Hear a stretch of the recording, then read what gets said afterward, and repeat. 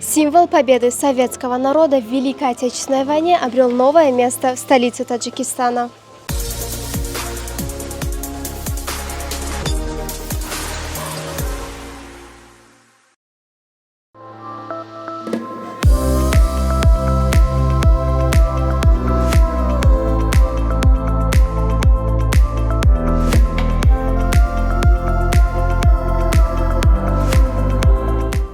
Танк-памятник ИС-2, принимавший участие в боевых действиях во время войны, перенесли в столичный парк Победы. Был установлен на площади Победы в центре столицы 37 лет назад, накануне празднования 9 мая 1987 году. Этот танк был выпущен в 1944 году на Челябинском заводе и принимал активное участие в боях 1944 и 1945 годов.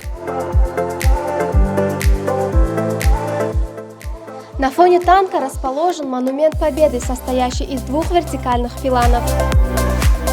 За сохранностью и уходом за этим объектом уже много лет следит 201-я российская военная база в Республике Таджикистан. Монумент до недавнего времени стоял на площади Победы. В конце января этого года начался демонтаж площади. Здесь планируется строительство двухуровневой эстакады. Этот проект предусматривает соединение нескольких улиц и проспектов города, что должно значительно улучшить транспортную инфраструктуру.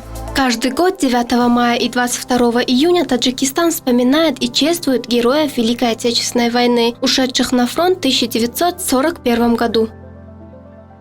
Из Таджикистана на фронтах воевали около 300 тысяч человек. Из них погибли и пропали без вести 92 тысячи человек.